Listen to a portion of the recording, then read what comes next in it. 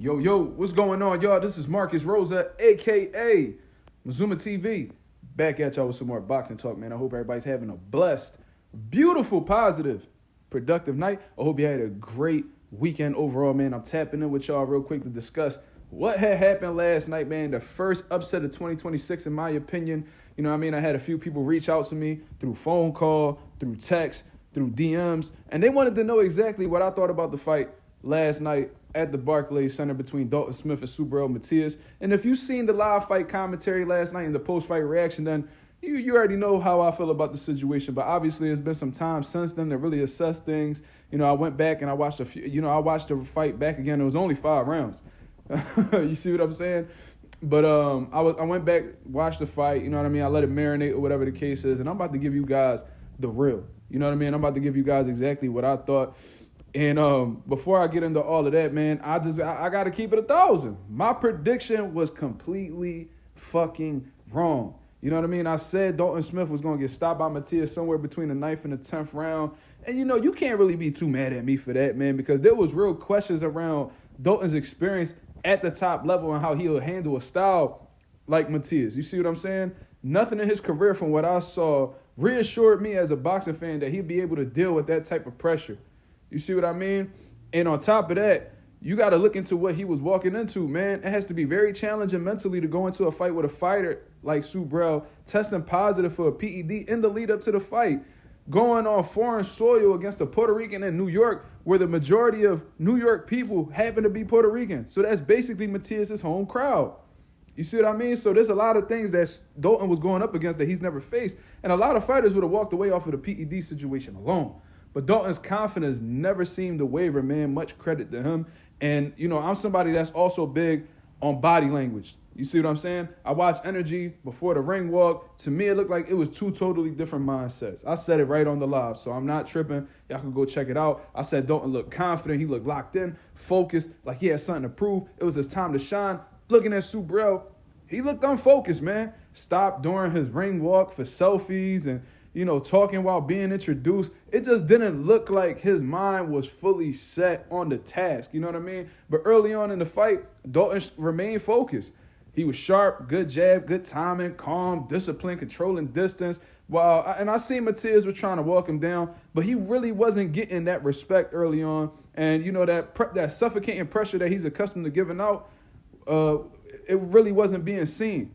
You know, and actually going into the 5th round, I actually had it even. You know what I'm saying? So it wasn't one-sided. I gave Dalton rounds 1 and 2. Matias took 3 and 4, in my opinion. You know what I mean? So it really wasn't a one-sided fight at all. And we also got to be honest about this part, too. You know what I mean? When looking at Subriel, he ain't look like himself. You know what I mean? It could have been, you know, something psychological with the PED situation. And you really can't blame nobody but Subriel for that. But he also looked drained in the lead-up to the fight. And I spoke about that, you know, too. I was speaking on that. And we seen that before going back to the Puello fight.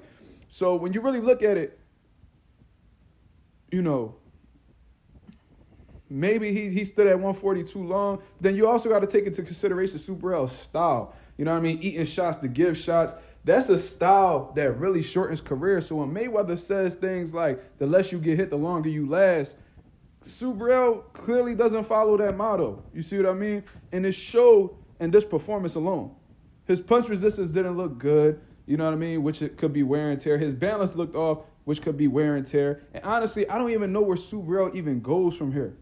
You know what I mean? The best version of himself might have been left behind with the Puello victory because this just wasn't who I'm accustomed to seeing. You know what I'm saying? If you fall victim to relatively inexperienced pro boxers like Dalton Smith, it's really hard for me to believe you're becoming champion again in 140 pounds that's stacked with dangerous talent. You see what I mean? But on the other side, when you're looking at the guy who actually won the fight, Dalton Smith, he has some options. He could go get that Puello opportunity, you know what I mean? And that will be a hell of a motherfucking fight. Easily could turn into another war. You know what I mean? That's also a fight that he could take back to the UK. You see what I mean? And do some crazy numbers. And with Richardson Hitchins, you know, who from what I've heard isn't signed with Matchroom all of a sudden, but he's tied to Matchroom, that's a realistic pathway for a unification fight too. You know what I'm saying? But regardless of what's next for either guy, I'm going to give credit where it's due. Dalton still had to go in there and take advantage of the opportunity. You know, he showed a solid chin, real durability, took heavy shots to the head and the body. I'm like, God damn, Dalton is a tough motherfucker. He had gotten hurt, in my opinion. He recovered, didn't fold after the cut in the 4th round, showed physical strength. He was pushing Matias back and showed respectable power in his own right. Enough so to be the first man to stop Subriel Matias. You know what I mean? He wasn't just surviving. He was landing the cleaner work, beating Matias to the punch a lot of the time. And when the moment came to hit him with that kill shot, he took it. That's the difference between prospects and champions. You know what I mean? But let's not get it misconstrued. This doesn't necessarily mean that Dalton runs a division. Yeah, you know, styles make fights. Matchups do matter. Gary Antoine Russell is still in the building. I think he gives Dalton Smith hell. Richardson Hitchins stylistically could very much give Dalton Smith hell as well.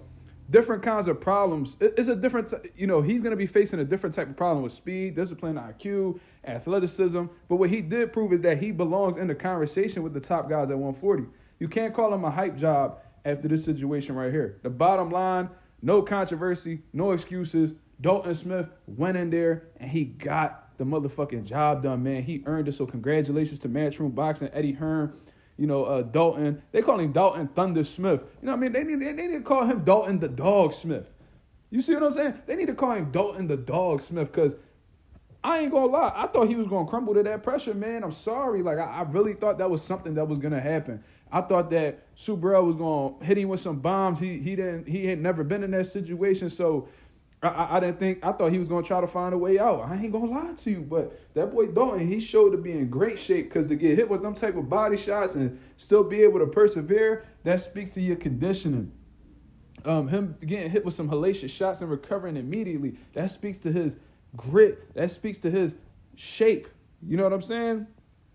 He showed out, man. He showed out. Very, very disappointed in Subriel Matias. Even before the fight with the PED situation, I was a huge Subriel Matias fan. But you know what I'm saying? It puts me, it makes me reflect on Subriel, like how I reflected on Ryan Garcia after the Rolly Romero fight. Like, damn, bro, like you tested positive just like Ryan Garcia did.